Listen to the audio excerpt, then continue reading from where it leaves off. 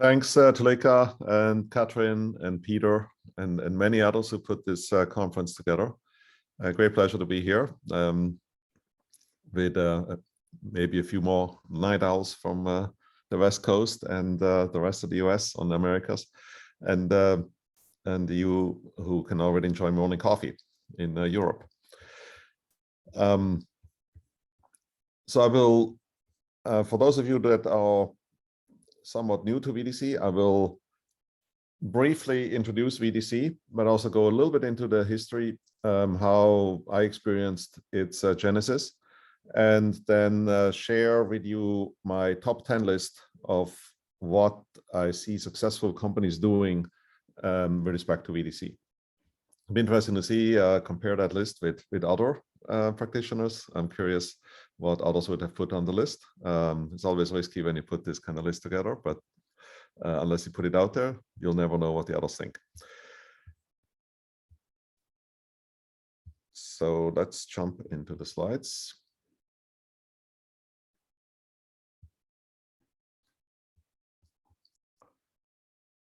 So this was called the VDC 101.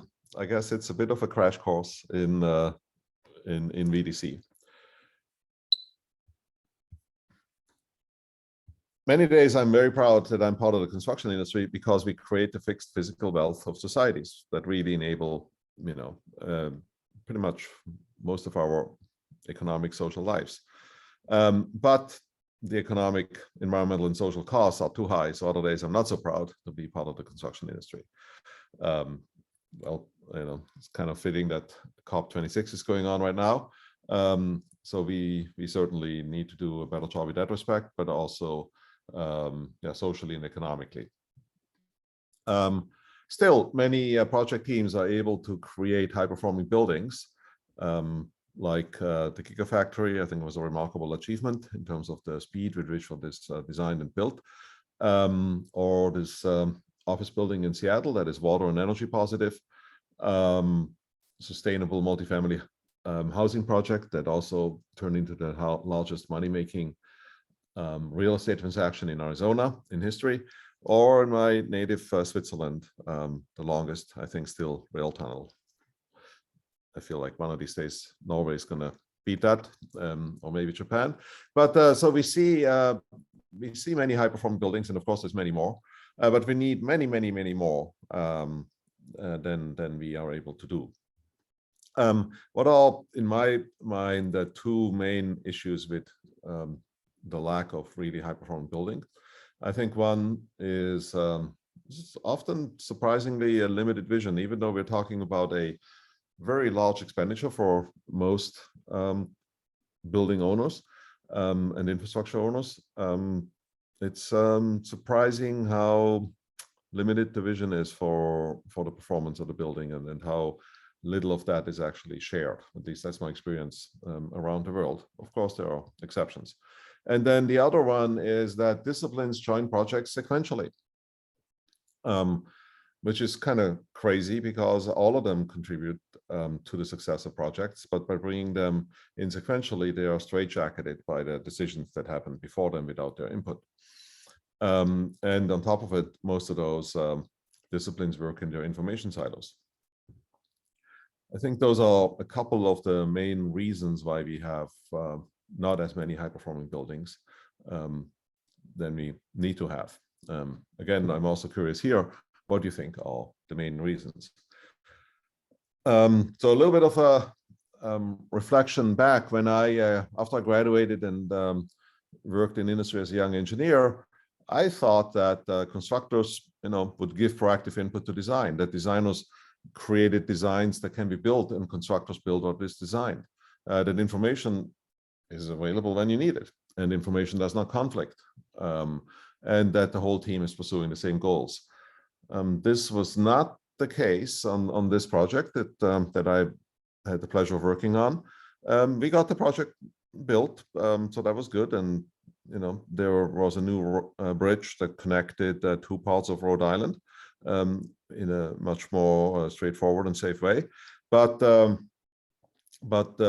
we did not have the same goals across the project team We certainly did not have information readily available. We spent some days, 75% of the time, looking for the right information.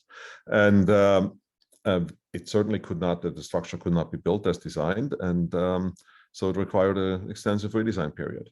So this was a wake-up call for me that got me back to the university, where I had the luck, I guess, at Stanford to walk into a set of professors that had this vision in around 1986, 87.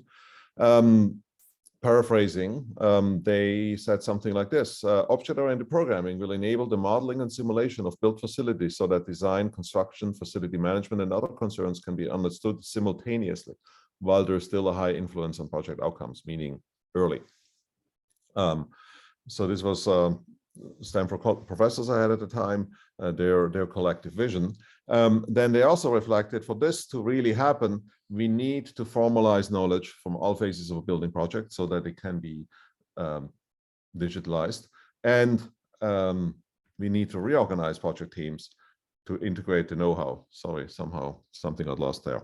So, and of course, we see this now actually happening, right? We see increasingly knowledge being from different phases of buildings or bridges life cycle formalized so that it can be shared across all participants. And we see a reorganization of the industry to bring the know-how to the table when it matters most, simultaneously. So a few years later, as we saw the emergence of lean methods, BIM, among other things, collaboration methods, we felt that what was needed was a management method to leverage these advancements. And so that's when we coined the term virtual design and construction. We wanted it to sound familiar and focused on design and construction. Of course, it includes other phases of a project's life cycle, but also new at the time, which was virtual. But also the virtual really opened up these opportunities for collaboration. So we defined VDC as the management of integrated multidisciplinary performance models of design construction projects, including the product, work processes, and organization of the design, construction, operation team in order to support explicit and public business objectives. So I think those familiar with VDC, you can see the VDC elements in here. I think we're still working on implementing this vision because we still need to develop, we have many performance models, but we still need to develop many performance models. Especially work processes in organization, we have more of them for product, for example, for structural engineering, or in some cases for cost estimating and so on. And we need to still also work more on creating explicit and public business objectives, as you will also see. And we have a ways to go of really creating this multidisciplinary modeling environment. We have made lots of progress, but I think we can still do better. But this was our original definition. I think still is somewhat an aspirational definition for VDC. And I have to thank John Koons at SciFi and also Todd Zabel and Roberto Arbulu, industry collaborators from Strategic Project Solutions, for the collaboration at the time that put this definition together. So for those of you familiar with VDC, you're quite familiar with this next segment, but I was also told I should have a quick summary of what VDC is, how I would summarize it, so that hopefully the rest of the presentation makes sense to all. So in a nutshell, I explain VDC as follows. This is a phrase I hear a lot, because people know I have fun with automating things. And so then I often hear, well, it's all about having the right people. And yes, of course, it's the people that make project happen. But, right, if I have a choice between just having the right people and having the right people with good tools, I'm going to choose the right people with good tools. In my experience, they can outperform a team of just the right people. So, but we can only do so much without tools. And a particularly important tool, there's others as you will see, but the particularly important one is BIM, because it creates a digital replica of what we are getting paid for. If you are in a design construction phase, or I mean, design or construction side of things, but even as a client, you're probably working for a client that needs buildings or infrastructure, and we all have a job because somebody needs a building, like here, this hospital, and we only get paid when we put that hospital in place. So, and I know many of you, I'm sure, are regularly now modeling everything in BIM, but in some places of the world, it's still something that gets discussed, which is strange to me, that in 2021, we still discuss whether we should use a BIM to represent the thing that we are selling or adding, how we adding value. But the best people and tools will not achieve much, right, if they're working in a poor workflow. Great tools, great people, and we have an awful workflow. Well, that's not going to get us very far. Maybe we're going to get somewhere where we shouldn't go faster, or maybe that's even worse than to have great people and tools. So we need to really define these workflows together with everybody else we're working with on projects, because the kinds of people that I know in our industry are not so good at following other people's directions. They are entrepreneurial, enthusiastic, self-made kind of people, and they prefer to take action. And so unless we define workflows together, we are all going to go in different directions. I'm sure you have experienced that. But again, the best people, tools, and processes will not matter unless they're focusing on the right objectives. So if you focus on the wrong thing, then yikes, right? You are really wasteful. And that means we have to establish and track project and client objectives. What do we want to achieve? And Tulika mentioned that I've had the pleasure of working with thousands of professionals around the world on VDC, and the definition of these objectives has been the hardest thing for the professionals I work with to do on their projects. So voila, this is VDC, but we bring people together with modern collaboration methods. We call it integrated concurrent engineering, as opposed to the simultaneous, sequential siloed engineering that we still sadly see too often, supported by building information modeling and other information management tools. Basically, you can think of it as good information, with attention to project and production management. You're producing a digital building and a real building. We're producing experiences for all involved in the design, construction, and use phases. And to achieve project and client objectives, with project objective being those objectives that you can measure at the end of the design construction phase, and client objectives being those that you can measure during the use phase of a structure. So this is VDC, or summed up in another way, VDC combines quantified objectives, timely and real collaboration, good information, and clear processes. Or simply put, VDC establishes what you want to achieve, with whom and how. Connecting it to digitalization, which is a big word, a big emphasis in many organizations these days. I see VDC fitting as follows, right? We want results. We need, of course, a project team, the right people to produce those results, supported by data and process. And they really inextricably linked, right? If you don't know what results you want, the project team can't really be successful. It's kind of obvious. If you have the wrong project team, they will have the wrong data or the wrong process or both, and so forth. So you cannot really take one of these out and still get 75%. It's not how it works. Okay, so I promised my top 10 list of what sort of reflecting on my experiences with many professionals and companies around the world. Thought, okay, what do the best-in-class companies do to be successful with VDC? First of all, they insist on defining clear client and project objectives for each project. They assemble the project team with the expertise to achieve the objectives from the start of the project. They don't go back to like, this is what we did last time. No, this project has this project has these objectives, therefore need this expertise to achieve it. They collaboratively establish workflows to be followed. You already saw that. They use the generation of digital models as the key mechanism to build trust, mutual support, and proactive problem identification and solving before building the project physically. There's really this two-way street that I see successful project teams use. They go rapidly from a concept BIM to a fabrication level BIM. Don't pave the cow paths of incrementally adding information. In my experience, not necessary. Use all the VDC elements together, so they get out of lean, BIM, and other silos. They set up digital information flows and use the generation of digital information flows to get everyone out of the discipline function or phase silos. They create digital feedback loops for particularly important project and production objectives. They check the accuracy of critical predictions, including reasons for deviations, and improve the predictions through a combination of data-driven, experience-driven methods.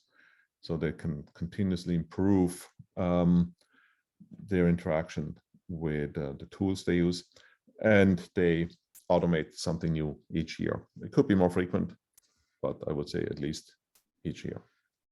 So let me illustrate these. I'll have to go quite fast. So defining clear client and project objectives for each project. Typically people tell me, yeah, that's what we do all the time. And then I say, show me. And then I see something like this. Well, we need a flexible building. Oh, we want to have good quality.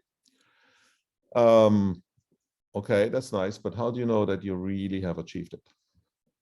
So we need to define them in a much more specific way, something like this. Like, what does flexibility mean? A floor can be reconfigured from single offices to open area in 1 week. You might think that's not a good way of defining flexibility, or a week is too long or too short, whatever. Fine, that's the point. Now we can have a discussion and engagement, and we can figure out what it is we really want to achieve. Or in terms of quality, we could define it as fewer than 1% of the construction work hours will be spent on rework, or 98% of the inspections are passed the first time. So it's fine to have the sort of broad, aspirations and goals, but you should also quantify them to really show what you mean. And you should insist that those be quantified. This is like, if you go in an Uber and say, take me somewhere interesting. Okay, that could be kind of fun, but it's not, what will most likely get us where we really need to go. Assemble a project team with the expertise to achieve the objectives from the start of the project. As Henry Ford said, working together is success.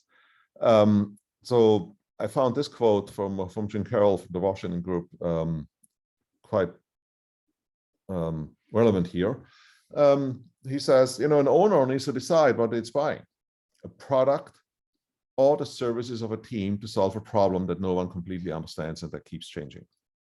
I think too many times we think we buy a product and we actually have to figure out a particular problem. And so there, if you're buying a product, fine.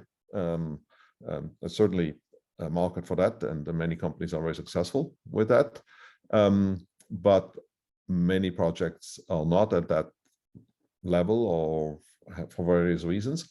And then it's kind of crazy to have this product buying approach when in fact you're needing a team that really helps you figure out the problem and solve it. So this is the signing of the first IPD contract for the Sutter Health Castro Valley project.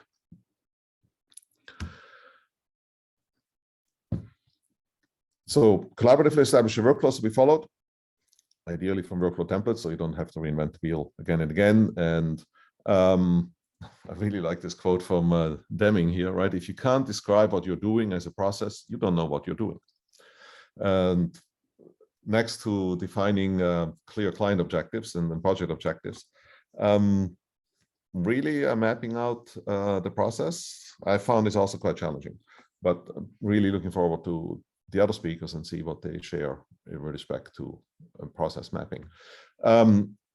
Obviously, this is now digitalized in most organizations, but we see, of course, many project teams coming together and defining their workflows for the whole project, for the next 100 days, for the next week, together, so that there's a better chance of actually sticking to them and understanding them. because right process is really in the middle between data and results, in terms of what people need to be successful. Use the generation of digital models as the key mechanism to build trust, mutual support, and proactive problem identification and solving before building the project physically. Right? We need the right team, the right people to create good information, but then when we have good information, that actually further enables the right team to be successful. So I've seen this really mutually enforcing relationship. I also hear often, yeah, it's all about the trust. Okay, then what is your strategy to build trust? Of course, we can do many team building type of things, and I'm not saying you should not. But in terms of the actual work, the best way that I've seen project teams build trust is when they can see rapidly that everybody is doing what they agreed to do, following the process that was just established. And for that, having good information that is easily visually accessible is super important. We saw this on this wastewater treatment plant in San Francisco, where during the pandemic, they designed and built, started building this very large, the largest wastewater treatment plant in San Francisco. And because they were able to they shipped the VR glasses to everybody, and then they were, or headsets, and they were able to meet right frequently and work out all kinds of issues. And people could see, oh, I had this comment, oh, it was fixed, great, everybody's on the same page, like here in terms of the maintainability of a mechanical process room, or just a design review in VR to make sure, again, everybody's on the same page. But I'm sure many of you have used tools like this. But this really built, even when the teams were distributed, trust very rapidly on projects. And that further makes the information get better, which further builds more trust. I've also seen successful project teams go very rapidly from a concept BIM to a fabrication level BIM, because once you have agree on the concept BIM, because you've had the right people there and the right workflow, then the next stage should be, let's figure out how to build it. Can we really build it? Which you really only see when you have a fabrication level BIM.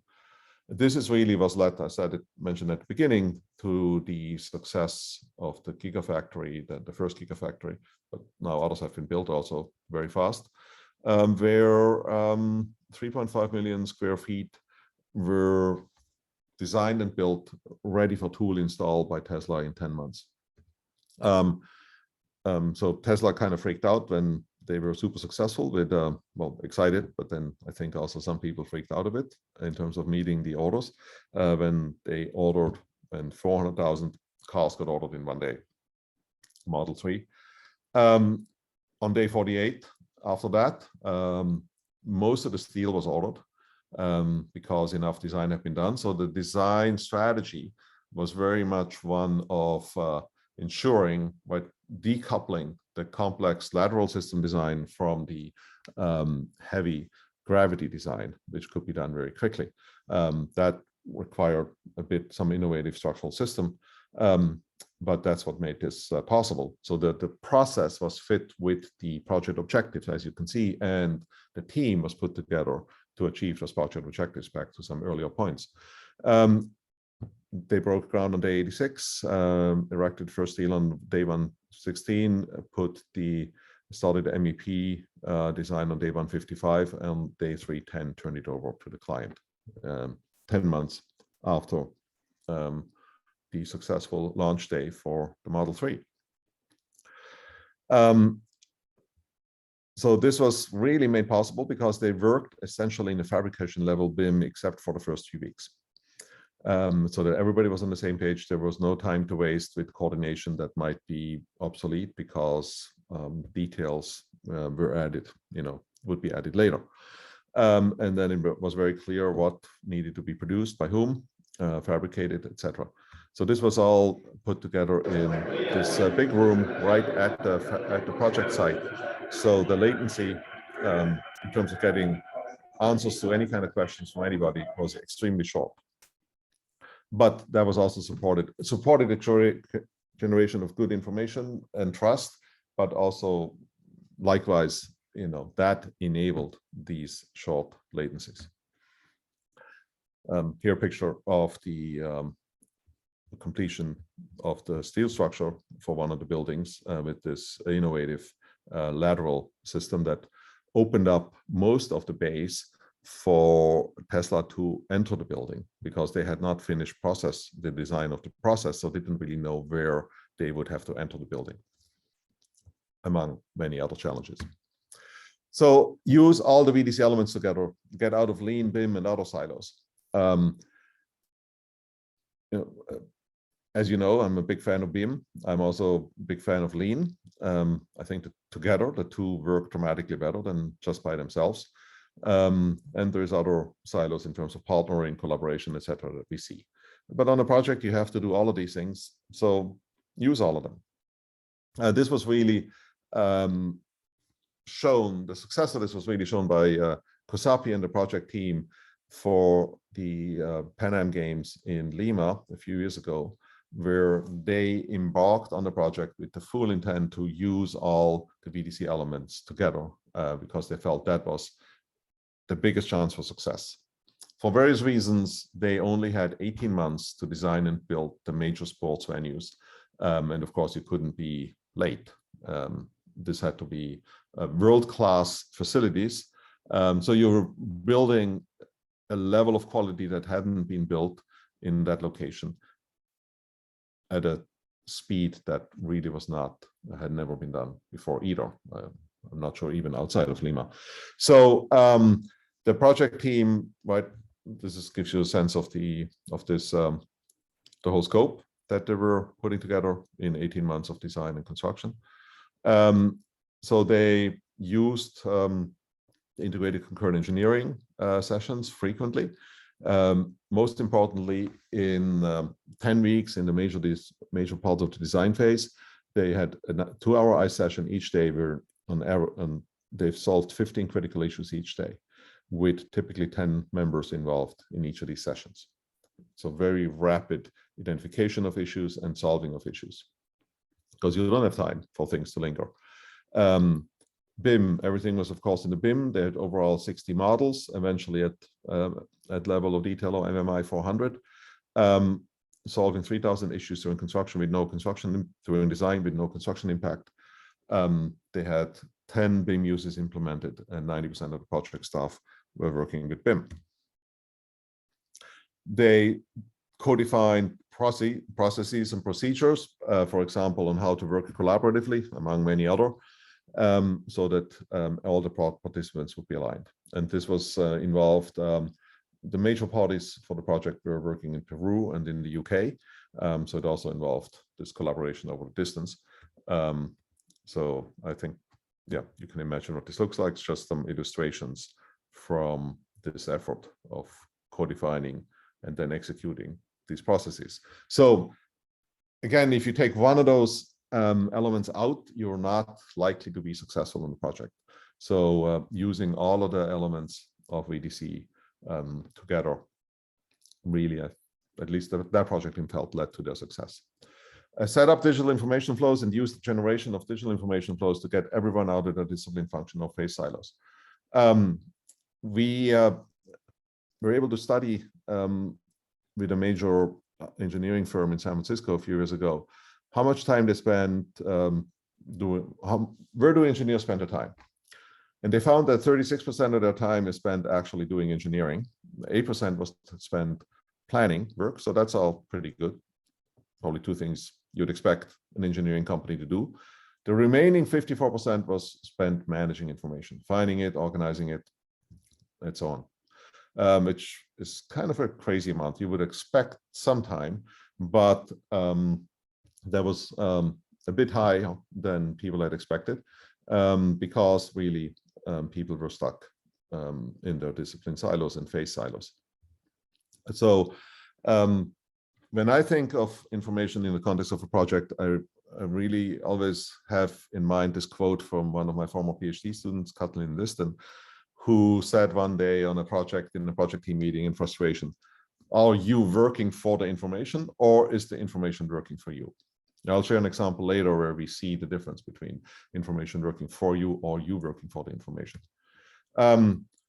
So to get people out of discipline silos and create information, these digital information flows, you don't have to have a massive projects to do this. You might say, yeah, that's all good for big projects. We were able to see this actually also many years ago. One of our graduate students who came from a construction family, and she was wondering whether BIM-based quantity takeoff would actually pay off for the kinds of small projects her family was doing also in Peru. So she got data on how much time it takes to do a budget on a small retail project. So that was 41 hours. So she then said, okay, let me build a BIM and then use that for quantity takeoff. And so overall, she used 53 hours, so 12 more, but 32 of those hours are work that she wouldn't have to do on a second project. So on the second project, you would save half the effort in terms of creating a budget for the project. On top of it, she found mistakes and change orders totaling 10% of project budget. So that is also quite well, that would have increased the profit margin of the company quite significantly. So I think this is well within our reach today to create these digital information flows and connect different disciplines. Create digital feedback loops for particularly important project and production objectives. We have to also not only say what we want, we have to also check whether we get that or getting what we want. And now we can really collect data in many, many ways. One that I have come to really enjoy is a crane hook, an IoT crane hook from Versatile. I mean, of course, there's other methods as well, but this gives you data every second of what the crane is doing. This helped us learn on this parking garage project with Clark Pacific, what is the variability of installation work? This is data we typically lack. We talk about variability as a critical sort of issue to deal with. But we typically don't have a really carefully collected data. And here we saw, for example, for the shear walls on the ground floor, that there was a difference of 5x between the fastest shear wall and the slowest shear wall. Reason being tolerance of the cast in place rebar.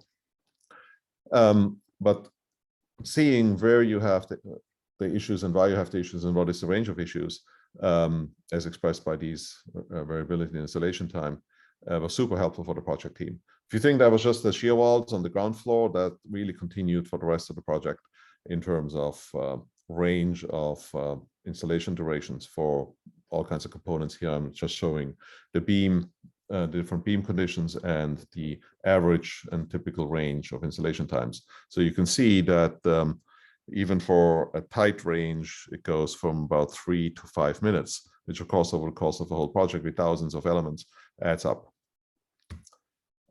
So we're for the first time able to really learn the cycle times we have, and then also see where on the project you have a high error between your prediction and your actual installation time. And using the actual data, we could then tell the project team, hey, if you're happy with the 90% likelihood of meeting schedule, you could actually install 7 more parts, per day. You could, of course, live on a riskier level or less risky level. But for the first time, you're having data to actually size, understand this and also size buffers. And we see increasingly, of course, data collection on sites, for example, with tools like Spot, but again, many others, which streamlines not only the management on site, but also off-site activities. Like here, payment cycle, processing of payment applications being reduced significantly by Swinnerton, by being able to collect this consistent data set every day at the same way, which starts to get us to a place where the information is working for us instead of us working for the information. Then check the accuracy of critical predictions, including reasons for deviations, improve the predictions through a combination of data-driven and experience-driven methods. if we actually really look how good our predictions are, especially the first predictions, which are really the most important ones, we see significant discrepancies. For example, for energy performance of buildings, that is well documented range, right? You can see in the chart on the right, if every prediction was, where it should be, it would be on the horizontal line. But you can see for many types of buildings, predictions vary quite widely, as documented by many papers. On the left are buildings from a major owner operator in terms of comparing, again, the actual operation, which is the red bars with predictions from design assumptions and then from simulation. So we have a way to go to make our predictions better. And that's where digitalization can really help, because it helps us get a description of what's happening. Why is this happening? This is much more challenging. What will happen and what should be done. To connect this to sort of everyday examples and to give us a mindset of what we might want to move towards in construction, we can take an example of driving, right? What is happening? You can look at a map, and that's where, right, we are now used for the information to work for us. We used to have to work for this information by looking at finding maps, looking at studying the maps, etc. And now this is sort of very natural for us, or very easy for us, right? Because the information is actually working for us. And we can understand, why does it take long to get somewhere? We can get a prediction. If you leave now, that's how long it takes. If you leave later, that's how long it'll take. Eventually, and obviously many efforts going here, then the car will just take us. And so similarly, I think we are on a trajectory on our projects to improve our predictions, which is essential to eventually create some autonomy and explain what's going on.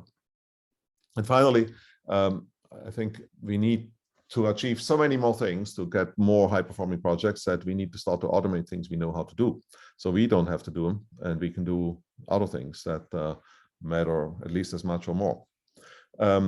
And so we saw this, for example, in a collaboration with Mortensen, the leading wind farm builder in the United States, where they basically said, we basically know how to create the construction information for a wind farm.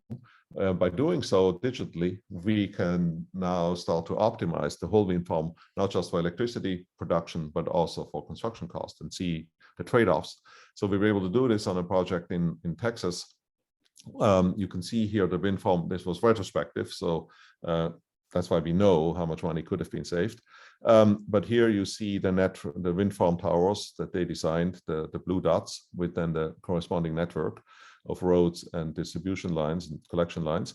The optimized wind farm would have looked like this. Basically, all the yellow areas are areas where you wouldn't have needed the land.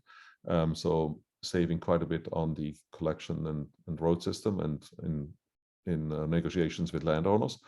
In numbers, they could have built by using, right, the optimization and trade-off, understanding the trade-offs between generating electricity and construction cost. They could have built the same wind farm with 10% less land, 8% less capital expenditure, which is not unattractive, right? So by automating something, team can again do significantly more. So this is my top 10 list of what I see world best-in-class companies do to be successful with VDC. And hopefully this talk has given you background of VDC, where we came from, a quick introduction to VDC, and then list a few items that you feel like, okay, yes, we can do that. A bit of a checklist if you're already doing those things, and maybe some aspirations of what to do next.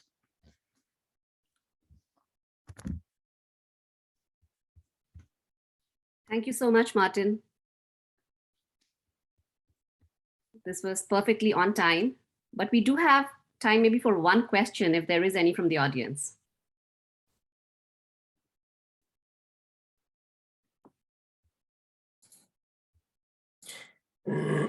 There's no question from the audience, but there's one here, Martin. You said that one of the most difficult things in the project was to define client objectives or project objectives. Could you explain why this is so difficult? Because this is what the client actually, he has to say what he wants with the project. What is it that makes it so difficult to define it? I'd love to hear others' reflections on this too. In my mind, it's two things. One is often, especially large building owner operators, they have many stakeholders, internal stakeholders and external stakeholders they have to satisfy, and bringing all of them together and having them articulate what would a great building or a great road really be or do is actually quite hard. So that's one. The other is it's a bit like if you ask me to define, what is the great Christmas present for my wife? Difficult to say, just like that, right? But when I see some examples, then I can do that. So the client objective definition is it should be a bit of an iterative process in my experience. Put some objectives out there, then I realize you typically have to see what you can get, what is possible, and then you can refine these objectives. I don't know, what in your experience, Katrin, do those resonate, or do you see other challenges? In my experience, it's often they put the goal, but quantifying it is the difficult thing. To have it like with numbers and that the goal is clear enough. It's often phrased with better, bigger, best, less, reduced, but they don't quantify it well enough to be able to point at the goal, work towards it. I would say that I find often with clients' objective, the list. When you find that the cost-focused objectives get quantified more, but the value-focused, really the reasons why a building or road is built, there we find the challenges. Yes. So if somebody wants to do a PhD, on client objectives? Yeah. There's many other topics too, as you could see. But I think we probably need to move on, right? To stay on schedule, sort of. Yes, I was just about to jump in. Thank you so much, Martin. And thank you, Catherine, for the question. Our next speaker is Johnny.